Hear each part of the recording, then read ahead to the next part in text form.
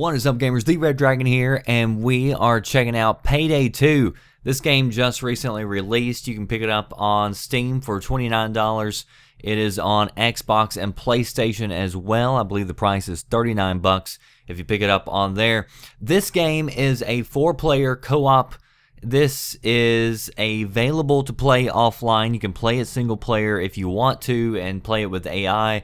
But I've got to tell you, if you're going to pick up this game, I would not buy it if you are just playing solo. But if you are going to be playing with people online, or you have friends definitely who have this game, this, I gotta tell you, is one of the best co-op games I've ever played. And it ranks right up there on the level of Left 4 Dead and games of that nature as far as I'm concerned. So you get into the game, and there's different ways that you can approach each mission. You can go in stealthy, there's different routes and different things available that you can do, or you can go guns a-blazing. You can go hard and try to stir up as much trouble as you can fast and get out quickly. So the way that the game works, whenever you get into the missions, there's not a ton of missions at this point that you can play through, but it feels like there's a ton, because every time you play a certain level or a mission, it's dynamic, so things change around. And just because something is in one position on one level, it doesn't mean that the next time you play that it's going to play out the same way in any way whatsoever. Now, they have announced that this game is going to get a ton of DLC packs that will be coming in, so there's going to be plenty of content. But even as it stands just right now, there is plenty to do. And like I said, the dynamic levels, the dynamic missions that pop up. Let's go over a couple of these. So crime.net is where you go to select your missions, and you can play offline or online, like I mentioned. And whenever you go here, there's different missions that you can do. And some of them are named the same, they're the same type levels, but some of them are more difficult than the others, and so you can go by that depending on how many stars there are. The more difficult the level, of course, the bigger the payout, the bigger the payday, so that you'll have more money to spend on different attachments and features for your character leveling.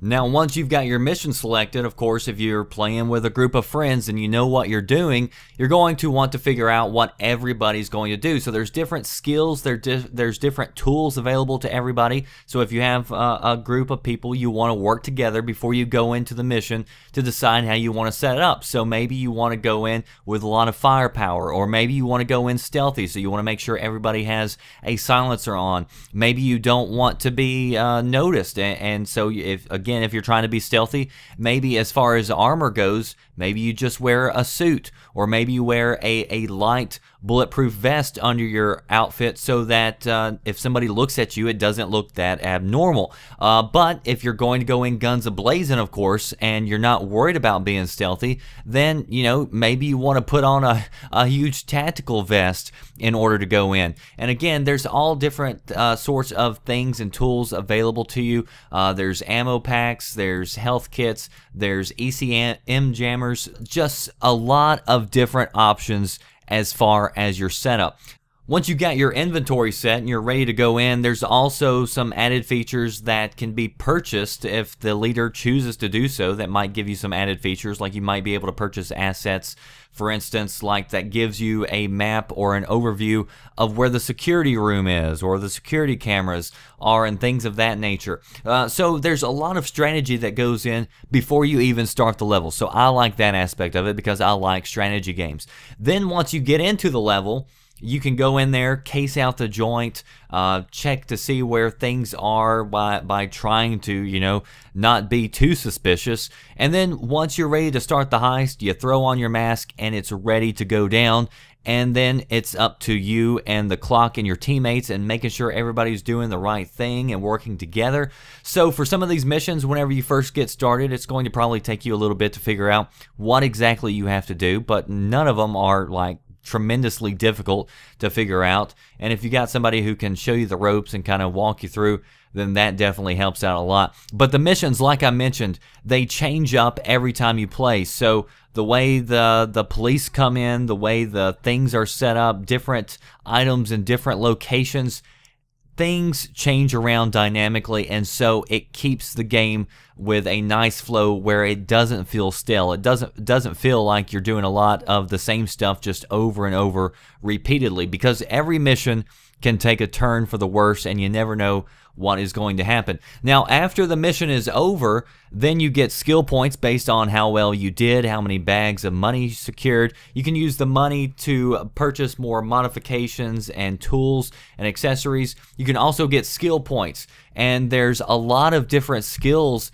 that can be purchased. There's a skill tree that's got 4 different major ones on it, and each skill tree has a ton of different items that you can unlock. So you are going to be playing a lot of Payday 2 in order to get enough skill points to unlock all of these different features, and all of these features will help you out in the future to get bigger paydays, to get bigger, more difficult levels, and also to be able to use more tools that will help you out if you and your teammates are wanting to go more stealthy. So I really like the way this game is set up. They have said that there are plenty of DLC packs coming on down the line, so there's going to be plenty of content to keep this going on. Right now, I say for the price that this game is, it is a solid buy if you are looking for a co-op game. If you like co-op games, solid game. If you are a single-player gamer, I would not recommend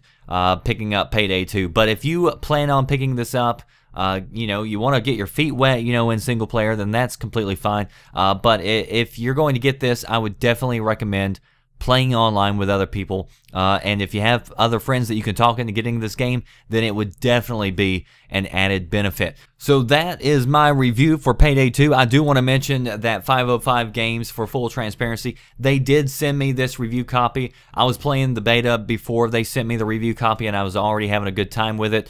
So I can tell you that that had no impression whatsoever as far as me liking the game or not. I want to tell you like it is. Again, if you're a single player gamer, wouldn't get it. If you like co-op, solid co-op game. That does it for me, the Red Dragon. If you want the latest news and updates, stay tuned to VGMVideoGamesAndNews.com, and I'll see you next time. Thanks for watching.